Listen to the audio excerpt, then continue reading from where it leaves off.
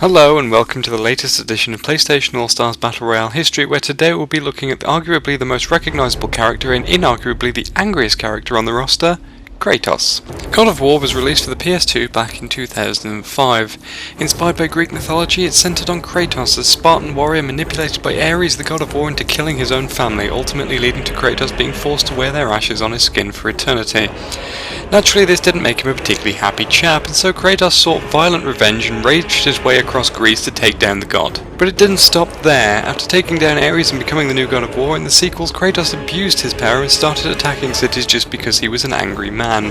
Zeus, the king of all gods, took him down a peg, resulting in a war between the gods of Olympus and the Titans, which ultimately led to Kratos deciding to brutally murder both sides of the war because, I don't know, it's something to do, I guess? With all this violent murder, it should also come as no surprise to anyone that God of War was a bloody hack and slash which liked to throw waves of enemies at you in between bets of fiendish puzzles and deadly traps. It was equal parts addictive and controller-breakingly frustrating, which is probably why Kratos is such a perpetual tornado of angry and sad, I suppose. I will send you back to the depths of Hades! Yes, we know, Kratos.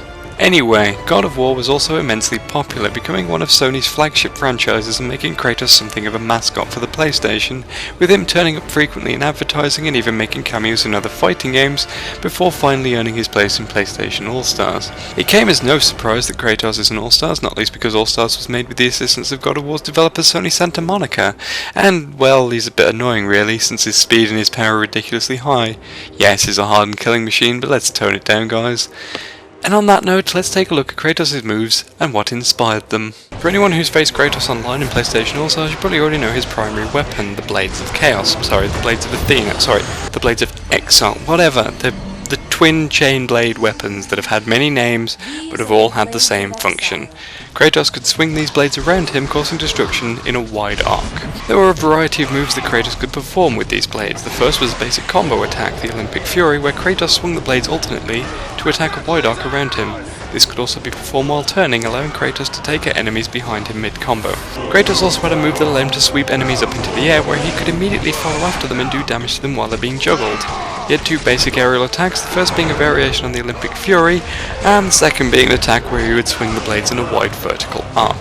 Back on the ground, a special combo in all the games was the Plume of Prometheus, where Kratos followed up alternate blade slashes with a single dual-bladed slam on the ground, which often acted as another method to send enemies skyward. Kratos had various special moves in God of War performed by pressing the block button as you attacked.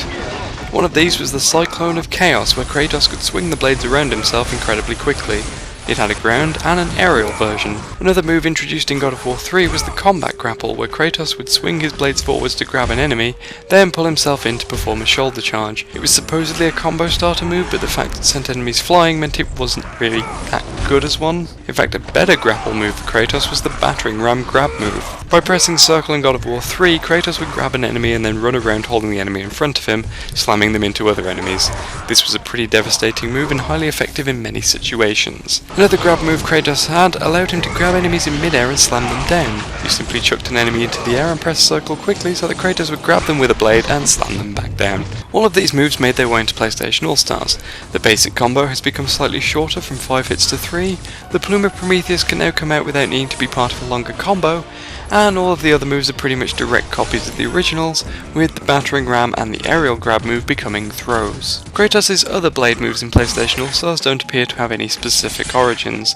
The aerial Olympic Crash appears to be just a stronger single strike version of the Olympic Fury, and Athena's Revenge appears to be a variation of his aerial triangle move. Olympic Storm, where Kratos trips his opponents, appears to be a brand new move designed to give him a trip move. And believe it or not, Kratos actually does have other moves beside these blades, so let's take a look at those, shall we?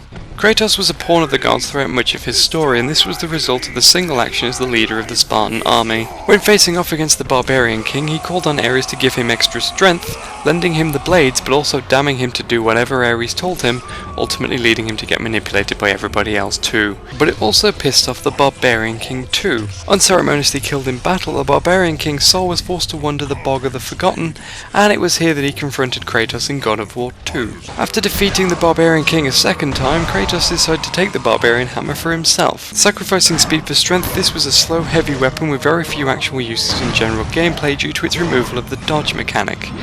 However, it did have one useful move against Kratos, a slam move which sent out a shockwave which was pretty damaging. This hammer slam entered Kratos' moveset in PlayStation All-Stars as well, where it acts the same way. Kratos slams the hammer into the ground and it sends out a fiery shockwave of doom. The God of War series was a rather unorthodox version of Greek mythology where Kratos generally faced off against famous Greek mythical figures and usually murdered them all, or failed to save them from being murdered. One of these figures was Jason of And the Argonauts fame. Jason was a mythical hero who famously set out with his band of merry sailors to find a mystical golden fleece, an object of great wealth. Best known for an influential movie featuring shakily animated skeletons, Jason also appeared in God of War 2. Well, we didn't get to meet Jason, since when Kratos found him he'd been eaten by Cerberus, but it was still him.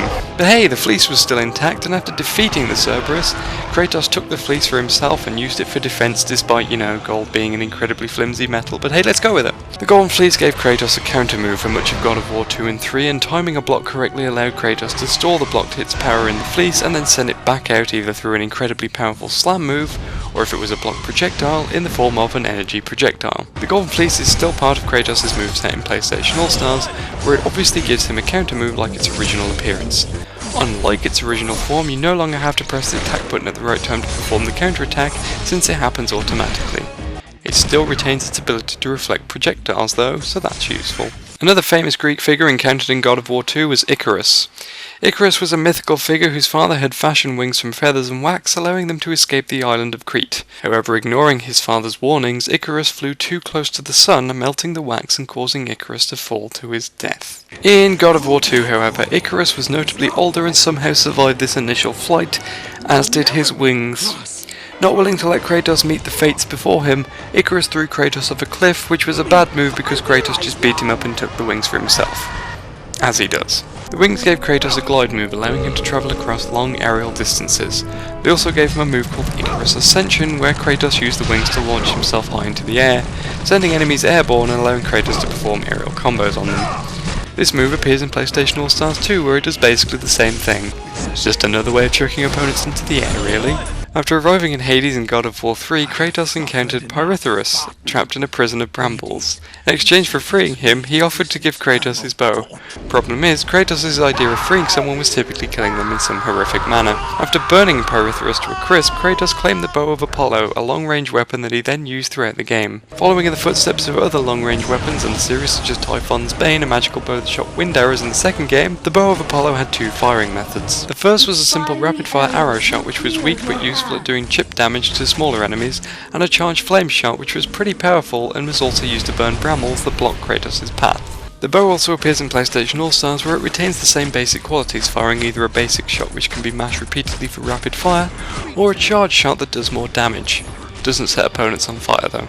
Much of Kratos' goal in the third game was to murder every single Olympian he came across, along with a few of the major titans. One of the gods unfortunate enough to get in his way was Helios, the Greek god of the sun. Helios, sometimes considered to be a titan in Greek mythology instead of an Olympian, was the personification of the sun driving a chariot of fire throughout the sky. In God of War, Helios retained his chariot of fire but also gained the ability to shoot sunlight from his face, as demonstrated when he shot sunlight in Kratos' face to prevent him from getting close to him. Of course it didn't work, and Kratos took his head and used it throughout the game. Yes, the actual head of the sun god was a usable item in God of War 3. Don't ask. Helios' head was used to light Kratos' way through dark areas that occurred later in his journey. It could also be used to temporarily blind enemies, whether it was a quick blast of sunlight that caused a brief knockback, or a charged blast that filled the area with bright light and dazzled enemies for a slightly longer period of time. It's pretty useful. Helios' head is part of Kratos' moveset in PlayStation All-Stars as well, where it retains the same properties. Kratos can stun opponents with either a quick blast or a charge blast, generally knocking opponents back instead of blinding them. It's a pretty handy move, often used to open combos. In a later part of God of War 3, Kratos faced off against Hercules, the famous Greek hero. You probably already know this guy, the half-mortal son of Zeus tested through a series of labours, known throughout the world as a man of superhuman strength. The story of Hercules has been told time and time again, from Disney movies to 90s TV shows starring Kevin Sorbo. Kevin Sorbo reprised the role in God of War 3. Yes, really. However, this version of Hercules was an 8-foot tall giant who dwarfed even Kratos. He fought using the Nemean Cestus, a pair of metal gauntlets fashioned into the shape of a lion's head. That was his reward for defeating the Nemean lion, one of his labours. The Nemean Cestus was also Kratos' reward for defeating Hercules, as Kratos ripped the gauntlets off his hands and then beat him senseless with them. You might be spotting a pattern in how Kratos obtains extra weapons. The Nemean Cestus was a heavy-hitting weapon which allowed Kratos to viciously punch enemies in the face. It also had other moves such as the ability to slam the Cestus into the ground to cause a shockwave, and the ability to shoot the gauntlets out on chains to either grab enemies or to swing the chain gauntlets around in a move called the Vicious Maul. All of these moves feature in PlayStation All-Stars. The basic punch and the chain grab seem to have been combined to create the Brutal Ascension move, where Kratos extends the gauntlets to punch his opponents. The Vicious Maul is more directly lifted, with Kratos swinging the Cestus around himself to cause damage all around him. Finally, the Slam move features in one of Kratos' throws, although instead of just a straight slam, Kratos grabs his opponent and slams down onto them directly. In the PSP spin-off title Ghosts of Sparta, Kratos gained a weapon that referenced his original role as a Spartan warrior. Consisting of a spear and shield, it was the only shield move in the series that allowed him to move while defending, while the spear was capable of rapid stab attacks. The Arms of Sparta also appear in PlayStation All-Stars, where they remain very similar. Kratos can perform a charge move as well as a rapid stabbing move in the air. He can't put up the shield for defense this time, however. So, as usual, here's a quick rundown of everything we've seen so far before we move on to the supers.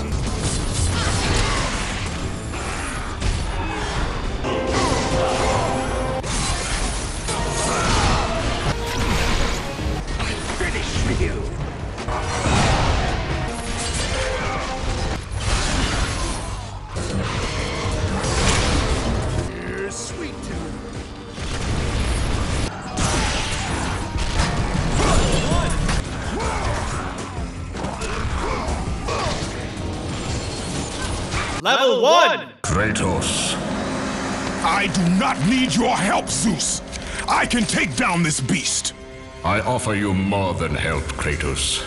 I offer you power. At the beginning of God of War 2, Zeus lends Kratos the use of the Blade of Olympus, a powerful blade that holds godly powers, allowing him the ability to take down the famous Colossus of Rhodes brought to life as a giant. Of course, it was all a trick, and Kratos ended up being stabbed by the blade and sent into exile by Zeus, prompting Kratos to go into an angry rage. The blade was capable of very powerful attacks, and this power made it a perfect candidate for pretty much all of Kratos' supers in PlayStation All-Stars. His level 1 is simply a dash forward, swinging the blade once, taking out anyone unfortunate enough to get in the way, but the blade could do more than this, as evidenced by Kratos' Level 2! After retrieving the blade from Zeus at the end of the second game, it turned up again at the start of the third. This time it was used exclusively for a magic attack called Divine Reckoning. By slamming the blade into the ground, Kratos could summon a giant tornado of doom that caused death to anyone caught in it. This same move is Kratos' level 2, where he slams the blade into the ground causing a tornado. You know what, it's basically the same thing. But what if his Level 3! Kratos lost the blade again during the prologue of God of War 3, but quickly regained it in Hades, where it became part of an ability known as the Rage of Sparta, a variation on an ability from the first game known as Rage of the Gods. Throughout the God of War games, Kratos had a small meter that could be filled up as you killed enemies. Once this meter was completely filled, Kratos could unleash a powerful super mode known as the Rage of Something.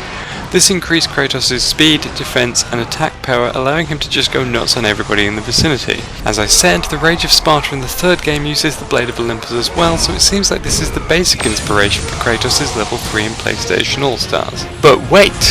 Let's go back to God of War 2 when Kratos first gained the use of the Blade of Olympus. During the small section where you battled through the innards of the Colossus, Kratos could perform various moves, one a basic slashing combo, another a stabbing combo, and finally the ability to shoot some sort of energy projectile from the sword.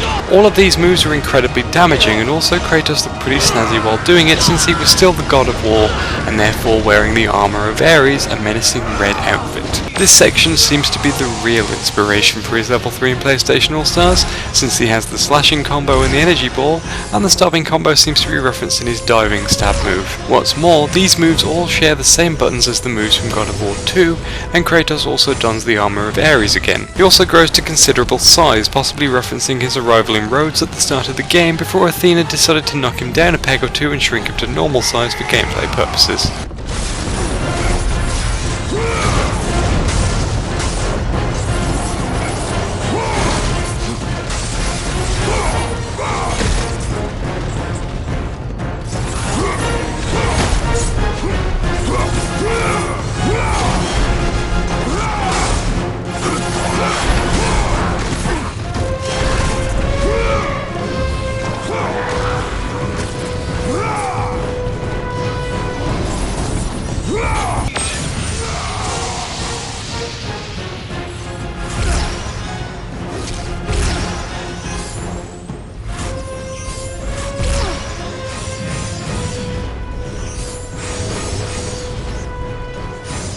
And so we come to the end of Kratos' video. I'm not going to give clues to the next video since I feel you should be able to figure it out.